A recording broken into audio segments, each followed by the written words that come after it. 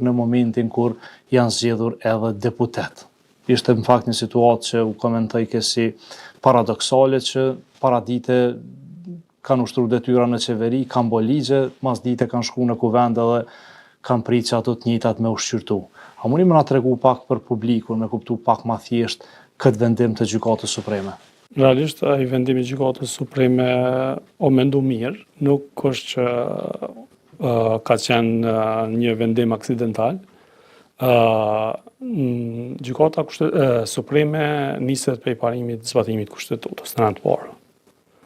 Edhe dispozitat e kushtetutës e thojnë qartë, që nuk mund të ushtrohen dy funksione në njëjtën kohë. Adisht me ulshu tash në çështjen e vlerësimit, të respektimit, të mos respektimit, për mua është e qartë edhe ai vendimi i Gjykatës Supreme e ka bazueshmëri në dispozitat e kushtetutës. Kështu që për këtë nuk e kemi asnjë dilemë si Gjykatë Supreme. Po besoj as dilema e zbatimit të këtij vendimi nuk do të jetë ekzistonte. Për neve nuk e vëm fare në dilemë nëse duhet zbatuar.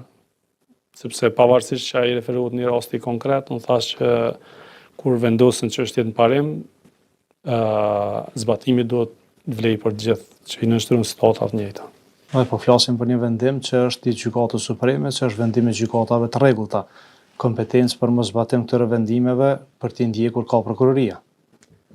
Në atë pjesë është çështje e prokurorisë, kështu që ne kufizohemi deri në nxjerrjen e vendimit, pastaj është çështje e organeve të tjera nëse kanë vullnet edhe shohin nëse ka apo s'ka vend për ta ndjekur apo mos ta ndjekur dikën. E që po besoj që nuk ka shumë hapësirë, sepse ligji është i qartë. Duhet që vendimi zbatohet dhe duhet që të ketë veprime në drejtim të ndjekjes. Kryetar, ju njëkohësisht jeni edhe kryetar i Asamblesë së Kryetarëve të Gjykatave dhe gjykatësve mbikëqyrës.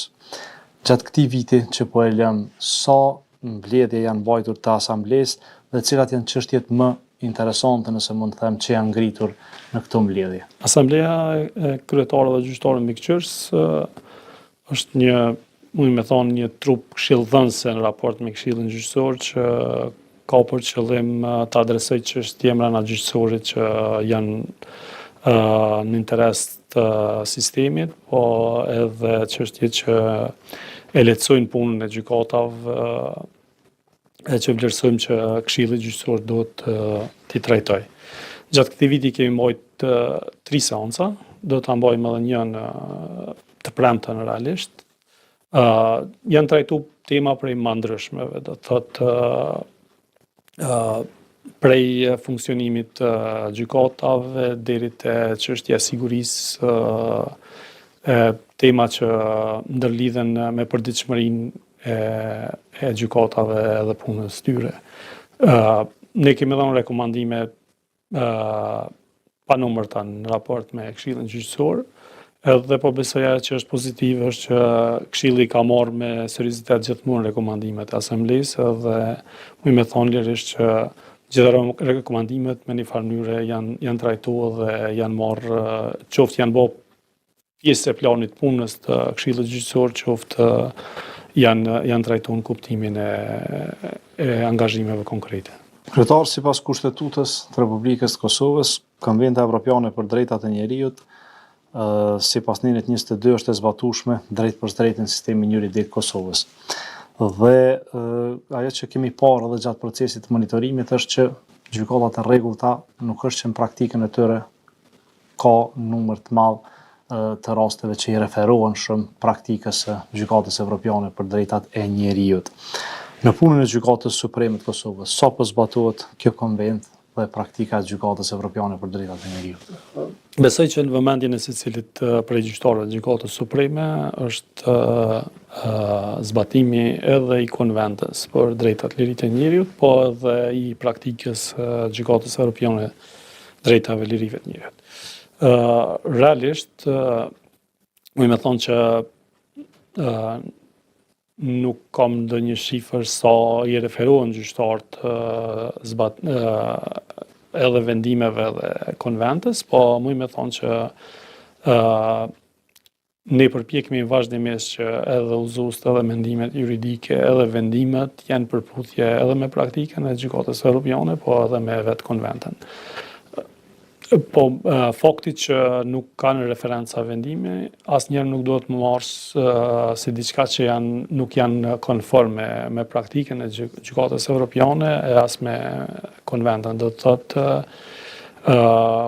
ne kemi legjislacion që pothuajse i ka të inkorporuar në dispozita ligjore dhe dispozitat e konventës, po edhe nuk ka zbrasira që do të mund t'i referoheshim në ndonjë vendimi për ta mbuluar zbrasirën, ndërsa që në ato raste ku ka zbrasira, ku ka krijim praktika të reja, ka vend edhe për referim në dispozitat e konventës, po edhe në vendimarrjen e gjykatës europiane, po jo detyrimisht që çdo vendim të ketë referencë në këtë praktikë. Kryetari aspekt gjithmonë kritik është aspekti i llogaridhënies së gjyqtarëve dhe në bazë të ligjit për përgjegjësinë disiplinore të gjyqtarëve dhe prokurorëve, a keni pranuar ju si autoritet kompetent raste për të bërë ankesa ndaj gjyqtarëve? Nëse s'gaboj, janë dikun 32 raste gjatë këtij viti që kanë ardhur. Kryesisht janë në raport me kryetarët e gjykatave, ka më pak në raport me gjyqtarët. Shumica janë të refuzuara, ka disa raste që janë hodhur për shkak të palyshmërisë. Janë raste që kryesisht atakohet vendimarrja, që realisht nuk lejohet inicimi i procedurës, kështu që deri tash asnjë rast nuk e kam dërguar në Këshillin Gjyqësor për janë vetëm 2 raste që janë në trajtim tash për tash në punë, po gjitha janë të përfunduara. Besoj që edhe vendimet janë publikuara gjitha dhe është një transparencë e plotë sa i përket kësaj pjese. A ka pas ndonjë rast kur ju keni inicu ndonjë rast disiplinor? Jo, deri tash në raport me gjyqtarët dhe kryetarët nuk ka. Në përgjithësi, për sa i përket zbatimit të këtij ligji, pra për përgjegjësinë disiplinore të gjyqtarëve dhe prokurorëve, a keni pas sfida në zbatim në praktikë edhe nga ana e kryetarëve, si të gjykatave themelore, si nga gjykata e apelit? Po nuk është që